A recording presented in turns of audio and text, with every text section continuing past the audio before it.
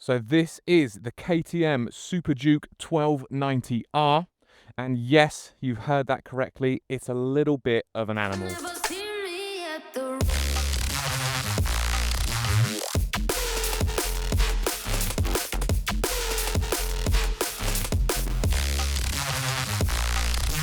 So this is a 2023 Super Duke, which makes it a Generation 3. So it comes equipped with a 75-degree V-twin 1301cc engine, pushing out around 177 to 180 horsepower, with 140 newton meters of torque, which is absolutely insane for a bike, and considering it only weighs 189 kgs dry, you can see why people call it the Beast. So top speeds for this bike I'm seeing online around 170 to 180 miles per hour, which is absolutely nuts for a naked bike, and I feel like you would be holding on for dear life and absolutely getting pelted by the wind. However, 0 to 60 speeds are very impressive. I'm seeing a mixture of 2.6, 2.75 and 2.9 seconds for a 0 to 60. So having launched this thing already, it feels like it absolutely wants to rip your arms off. And of course, that is thanks to that absolutely insane engine with all of that torque. So let's go over a few of the features specific to this bike. So this bike is essentially stock, apart from a couple of little bits. So we've got an EvoTech tail tidy, a smaller plate. We've got an EvoTech rad guard, very important on nakeds. I've had too many holes in radiators. And then we've got some Oxford bar end mirrors. Aside from that, it is basically bone stock. From the factory, it was spec'd with a couple of little optional extras like the KTM Power Parts tank grips and then also the tech pack. So you're buying KTM's top of the line flagship naked bike. However, you have to pay extra to unlock a lot of the features on it, like the tech pack and the track pack, for example. And I believe the tech pack is around £800. So if you're buying one of these secondhand, I would highly recommend that you buy one already with the tech pack enabled. Otherwise, you have to fork out an extra 800 or whatever pounds to unlock it, which is really annoying that KTM do this. They are the only manufacturers that do this, and yeah, very frustrating, especially when you're buying almost the best of the best that they can offer. So some standout features that you'll notice on the bike are, of course, the very angular bodywork. You've got these very pointy bits down here. I feel like if you were to hit somebody, you take their leg off. And of course, you've got that lovely trellis style tube frame. And this bike in particular does have a lot of orange. Obviously the wheels, the frame and the bodywork. There are a lot of different colorways available. I believe this is the most orange one that you can get. You've got a very nice LED light on the front. That headlight is very aggressive, and of course it is in keeping with the rest of the angular bodywork. And you've also got a single-sided swing arm on the rear, which just looks absolutely fantastic. You've got a TFT dash. You've got an absolute ton of buttons up here. You've also got, on this model, no key or ignition barrel, because this is a keyless bike. I will get onto how that works a little bit later. But you've also got a really nice hydraulic clutch. You've got a Brembo master cylinder. You've got Brembos all round, that's on the front and the rear. You've also got fully adjustable WP suspension, front and rear of course. You've got this very cool looking exhaust system, lots of bends in it, and then you've got a single exit exhaust, which actually mounts to the footrest so you don't have to have a hanger coming out on the rear passenger peg. I will say the seat is actually very comfortable. It's almost like this suede kind of Alcantara feeling with the R stitched into the rear. From factory, it is a 200 rear. This is wrapped in Bridgestone S22s. These are brand new tires, so excuse the massive chicken strip. I'm sure that'll be gone very quick. So being a single-sided swing arm, you also have this ginormous nut, which I've been told is 250 Newton meters on the torque specs. And then there's also a steering dampener on the front. It's mounted just behind the forks, nice and tucked away. And it is safe to say that this is a really good looking bike. KTM do make some very interesting looking bikes. They're very unique and they do actually stand out quite a lot. And having had the 690, the 890R and the 1290 now, this thing probably looks the best out of the bunch. So how does the keyless ignition work? Well, you get this little fob, which I will say does include a manual key as well. The only manual part that this key is for releasing the rear passenger seat. And you actually have a good amount of storage under here. I reckon you could fit 2 Red Bulls, which is how I like to measure under seat storage on bikes. How many Red Bulls can I fit in? But for the front, there is obviously no ignition barrel to put the key in, and same goes for the petrol cap. So you have to be within around a meter of the bike. You can just leave the key in your pocket, and then what you need to do is press the little lock button, and that turns on the bike and activates the dash. And then to release the fuel cap, you just have to have ignition on and then lift this flap and it clicks out. There you go, and then it just pushes back into lock. So to put the steering lock on, you have to turn the bars all the way left and then just hold the lock button for a couple of seconds.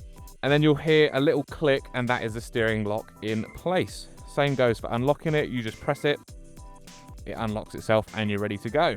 So what do all these buttons do? Well, I'll just walk you through that now.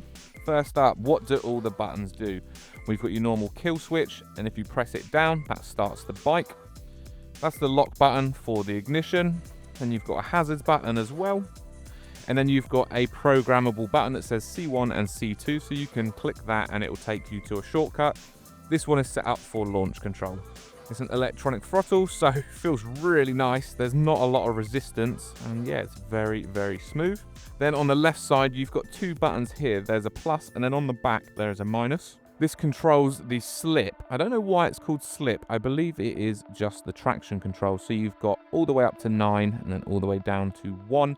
And you can also turn that completely off. Because it's a little bit moist today, I'm going to leave it, 5 or 6. So you've got 4 arrows and a button in the middle. If you click this one up, you can see additional info like your petrol gauge, the mileage left, the temperature. Click it again, you've got the odometer. Temperature again, but I believe it's in degrees instead of this bar, and then you've got oil temp as well. Clicking the back button gets rid of that. You've also got cruise control. Not really had the chance to use that, but I assume you would click it and then... Nope, I'm wrong. I have no idea. You click it to go on, and then maybe you have to be cruising, and then you would probably just adjust what speed you want it at with those buttons. So you've got the turn signals here, the horn, and then you've got all of the high beams, low beams, all that stuff up here. So controlling the menu, you click right and then you get into the full menu. So you've got KTM My Ride, and then clicking right again, you've got the audio player, the navigation and the pairing for your mobile device. Then there's the trips data, general info, tire, air pressure, warnings, boring stuff. Then this is how you change the mode. So I'm going to click leave track as it has been in track mode.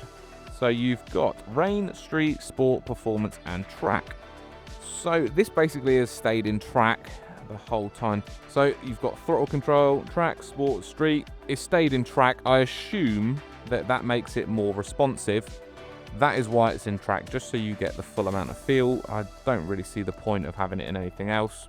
Anti-wheelie mode, off. You've basically got on or off, and this basically cuts the power when it feels that the rear wheel is moving faster than the front. This stays off as well. Launch control stays off, but that is set up on the C2 button if that ever wants to get put on. And then at the bottom it's leave track.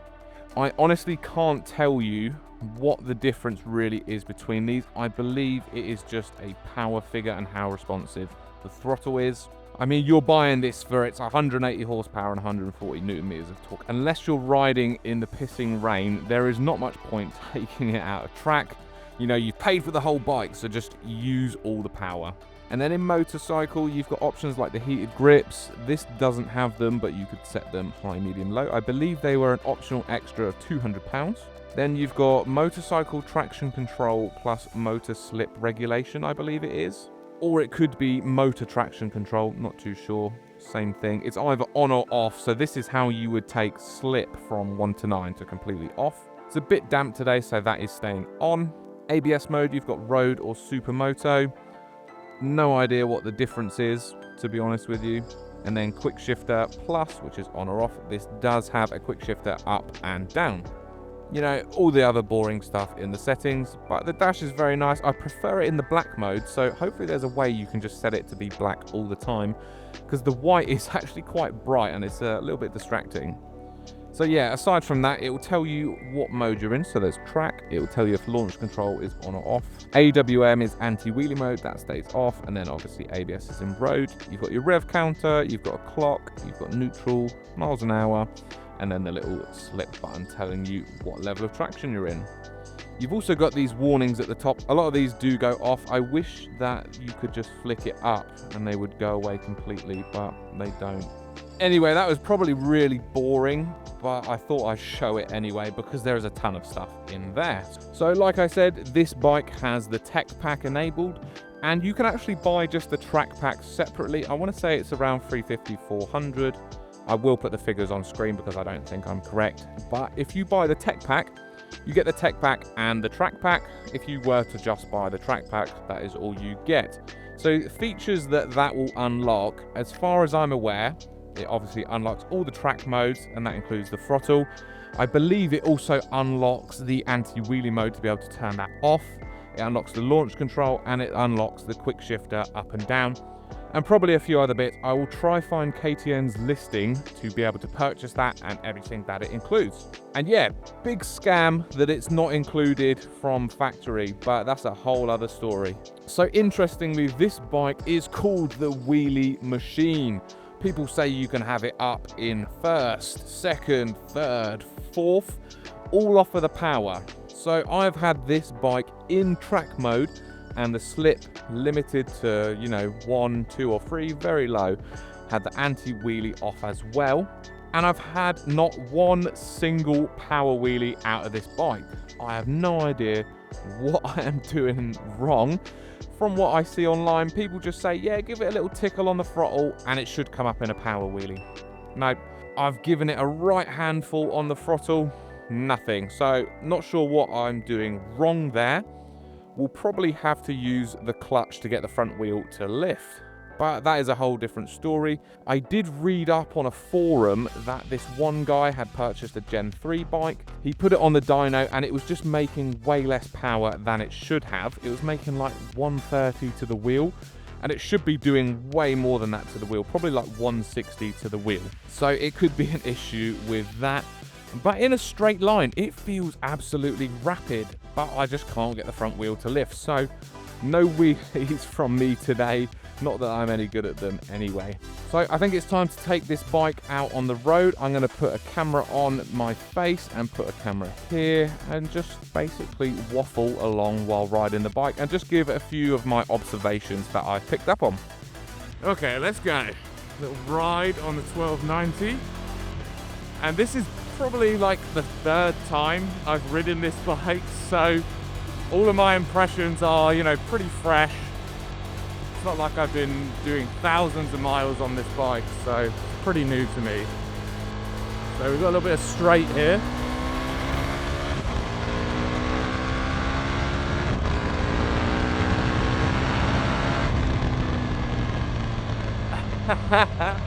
I mean, absolutely, this bike flies. It absolutely flies.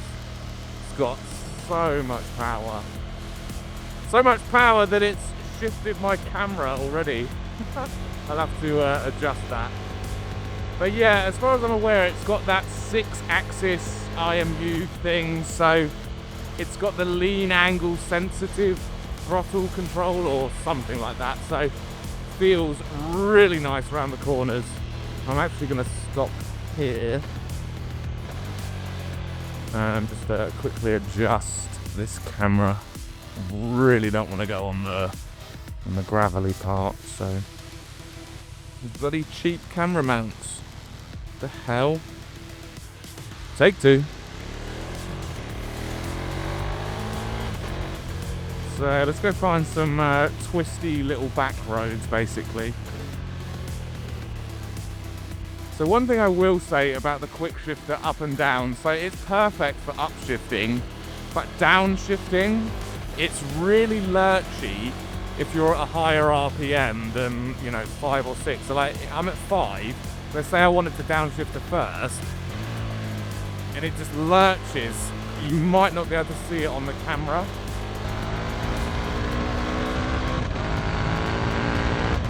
Woohoo! Oh, it feels so good when you just, you know, crank that throttle on. Yeah, it feels really nice around a bend. It feels very planted. You know, you've got a bit more weight than stuff like the 890R, for example, which I was a lot more used to. And it is, of course, a pretty large bike, you know, over 200 kg wet, quite wide under your legs, but when you're whipping it about through the corners, it really doesn't feel like it.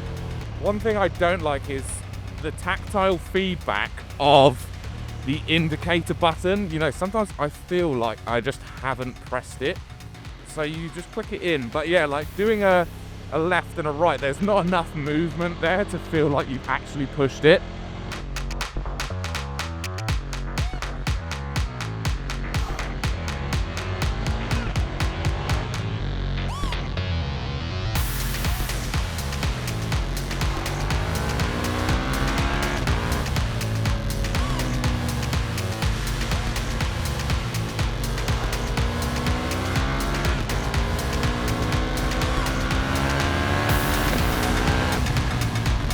The brakes on this are so nice.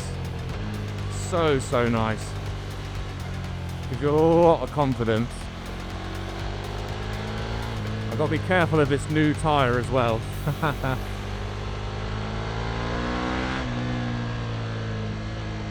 Oh yeah, she is beautiful. I can feel it giving me a little bit less power in some of the corners. Probably because it's on a new tyre, and it might feel like it's just losing traction a little bit.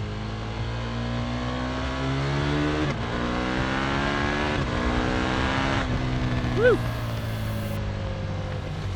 So of course we're in track mode, slip is on 4, anti-wheelie is off. I'm giving it a handful of throttle and the front wheel just isn't coming up.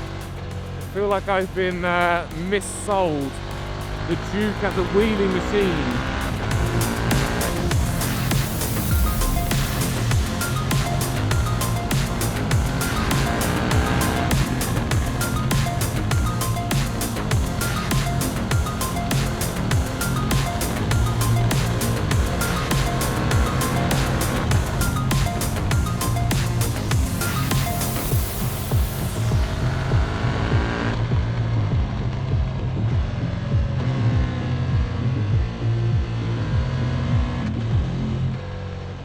So comparing this to the 690 and the 890R, which I did have a fair few miles on, power is the main thing. This thing has just got so much power, so much more grunt.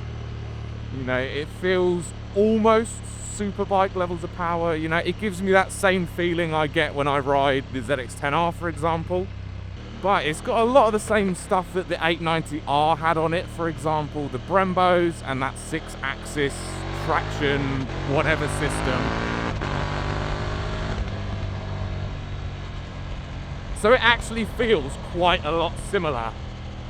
It doesn't feel as nimble, of course, it weighs more and it's just a bigger bike.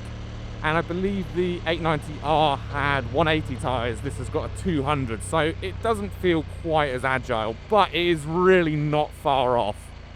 And I do like that you can change the traction control really easily. I just go boop, boop, boop, and it's up to 9.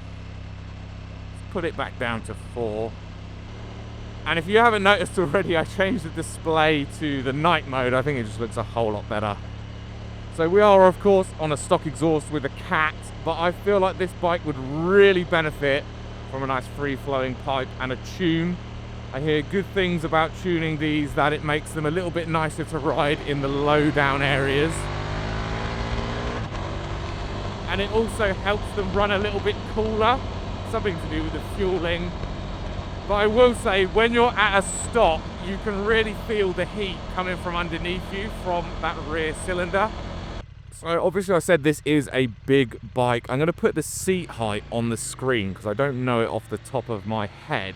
But one thing I will say is I'm about 6 foot and I can't quite touch my heels down both sides when I'm sat on the bike. And I think the seat height isn't actually that high. I think that the issue is it's really wide, so your legs are also being pushed out as well. But the seat, oh my God, so comfortable. And same with the riding position. I don't feel like I'm, you know, hunkered down on the bars too much. And I could really ride this bike on a long distance, you know, especially with cruise control. I think it would actually be quite pleasant.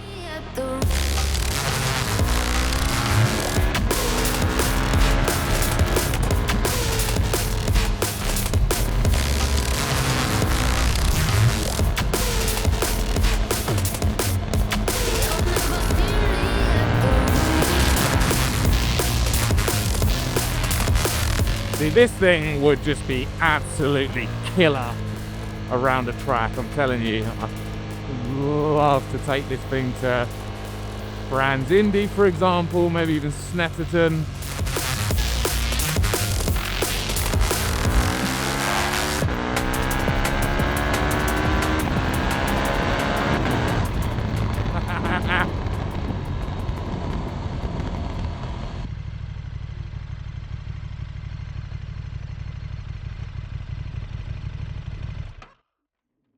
And that concludes my little yap and ride. So what I'm going to do is basically just set up some nice angles, get some nice cinematic footage, and then check back in with you.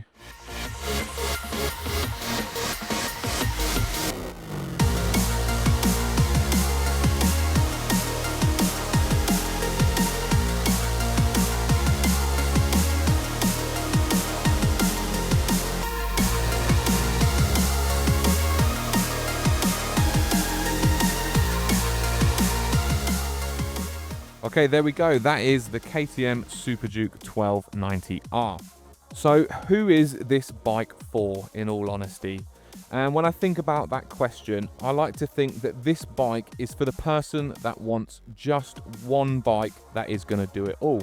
So this bike, it's fast, it's good on the track, it's got a ton of features, it's comfortable, it's good on long journeys, and believe it or not, they are actually pretty reliable. This is the LCA engine, and I hear nothing but good things about this engine in terms of reliability. And having a lot of experience with KTM, you know, 125, the 390, the 690, and the 890R, and now this one, people do say KTM stands for keeps taking money, or they're super unreliable. I kid you not, the only one that has had a problem has been the 890R, and it was a fitting within the coolant system that was known to perish and leak. But yeah, it was a very easy fix, and that has probably been the only issue that myself and my dad have experienced with KTM, and it was so minor. I can't understand what people are doing to these bikes that makes them so unreliable.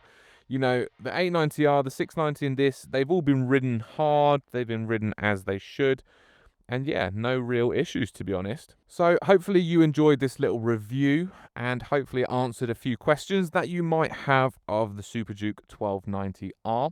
Hopefully in the future, I will be able to remake this video for a kind of longer term ownership video, just to give you a better impression of what these bikes are like to own and ride for a longer period of time.